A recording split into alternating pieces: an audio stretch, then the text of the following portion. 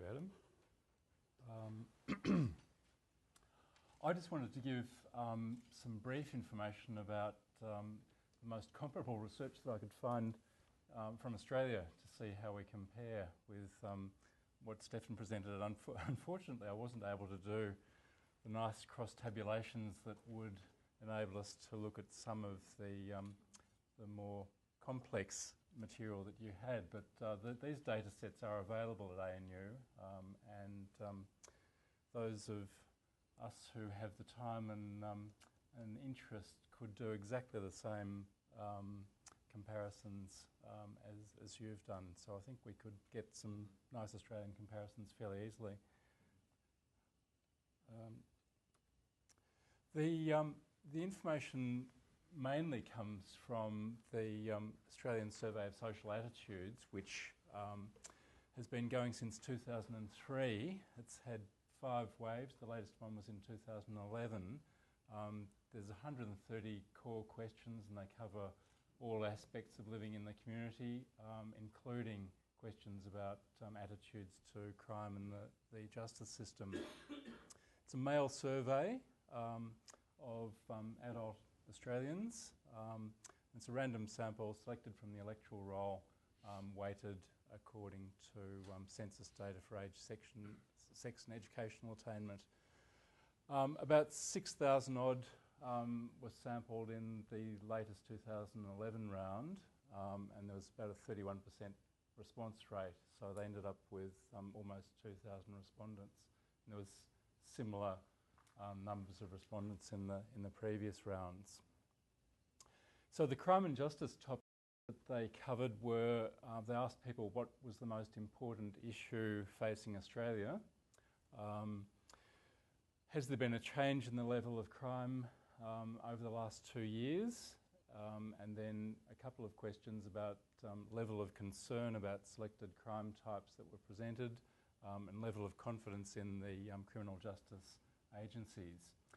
Unfortunately, the questions change with the different rounds of the surveys, and so we can't get exactly the same information from each of the previous ones, and that's an issue that plagues a lot of social science research. You know, you have a wonderful question that happened to be asked in 1932, but it's no longer asked, and unfortunately you have to either live with that or be very disciplined and authoritarian about running your surveys. So some of the results, and these are the figures for confidence in different aspects of the administration of the society, and I've chosen just a few here. I'm not sure whether everyone at the back can see the bottom axis labels. I chose courts and the legal system, police, and that was a question about police in your state or territory only, federal parliament and the public service, just as a couple of other comparisons. And similarly, there's, well, my colour coding is slightly different from Stefan's, but red and yellow is good, and blue is not so good. And we can see that police generally have pretty high levels of confidence, courts less so, and unfortunately the federal parliament and the public service don't do very well with those results. Specifically looking at police, they asked 4 questions about whether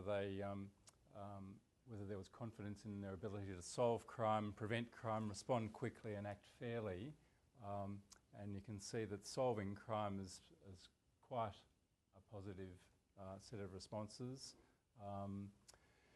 Acting fairly is probably equal or higher, which is a positive finding.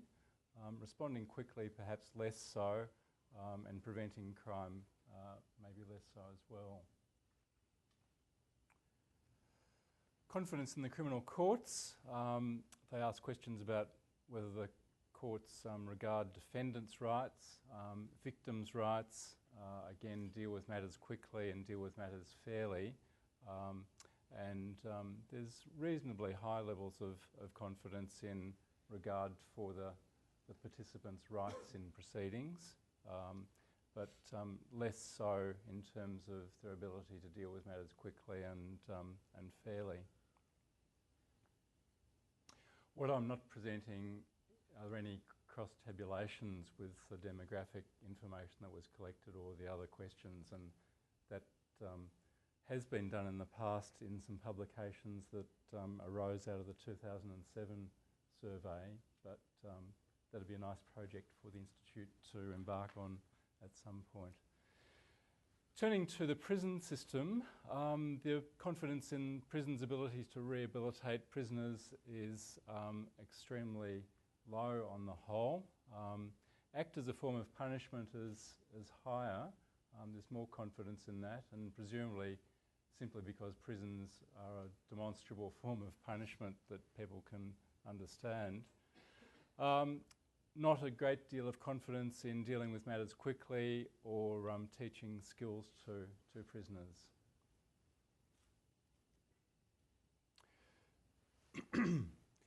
There were also other questions about the way the public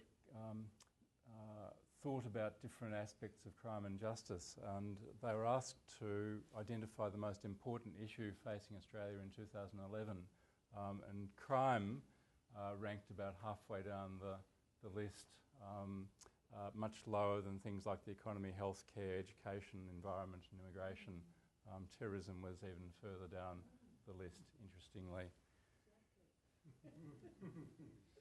They were also asked about whether they thought the level of crime had changed in the preceding 2 years, and people tended to think that it had increased.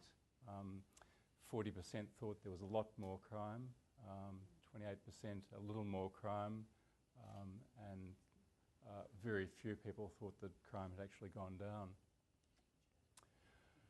Level of concern about victimisation. These are some of the crime types that people were asked about, and whether they were very worried or less worried about those particular crime types. And interestingly, it seems that people are more worried about having their identity stolen or their credit card compromised in some way than being attacked at home or assaulted violently. That may be related to the prevalence of those different crime types. People are getting victimised by credit card fraud, on a much higher scale than being attacked at home, so that people have less experience of that type of crime. There have been other surveys. This is not from the Australian Survey of Social Attitudes, but another survey that was commissioned by the Attorney General's Department, and that found that people have very high levels of concern about having their identity and personal information misused in some way. There have also been regular surveys by consultancy practices, such as KPMG and others, in which they asked businesses about their level of concern about fraud victimisation. And you can see the results there. Interestingly, businesses thought that fraud was more of a problem for Australia as a whole and their industry group rather than their own business personally. So people tended to think that everything was fine in their own business, but fraud was generally a problem. A survey that we did here at the Institute a few years ago, which asked businesses who are regulated for anti-money laundering purposes to assess whether they thought money laundering was a risk for their business, and 97-98% consider it to be a low risk for themselves, and most people thought it would remain the same, the level of risk. So a couple of slides quickly on what the reality is. Change in police recorded crime over the last decade. Almost all crime types except assault and shop theft have decreased, some very substantially. This is only police recorded crime. It's not actual incidents that you'd record with the victimisation survey. We've done some research recently on the cost of different crime types. Some have increased quite considerably over the 10-year period, although there's a report that will be coming out in due course that qualifies the way in which those figures were compiled. So there's a lot of methodological issues about comparing over a 10-year period, but these are just the raw figures for general purposes. Percentage change in the cost of responding to crime, and we can see that for these different elements of the criminal justice system and also personal interventions by people in crime prevention activities, insurance administration, cost of the security industry, they've all increased. None of those categories of response strategies involved any decrease in cost over the 10-year period. So, some quick conclusions. The public, according to these results, believe that crime's increasing when in fact it generally isn't increasing, in fact is decreasing quite a lot. There seem to be higher levels of confidence in the police than in the courts and prisons, which is a comparable trend to the EU situation. Those are the figures there about the extent of decrease in police recorded crime and changes in the cost of crime over the year, over the 10-year period. And some explanations. There's a paucity of information about what is really happening. We have to rely on police statistics quite a lot, and there are problems with that in terms of not reflecting unreported crime.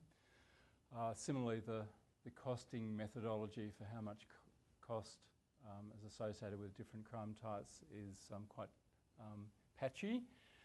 The public, I think, are generally unaware of the true incidence and cost of crime. We're a group of people with an interest in the topic, but the vast bulk of the community probably don't have that level of interest and go to the trouble of finding out correct information. And that information that is presented in the media is sometimes not very accurate.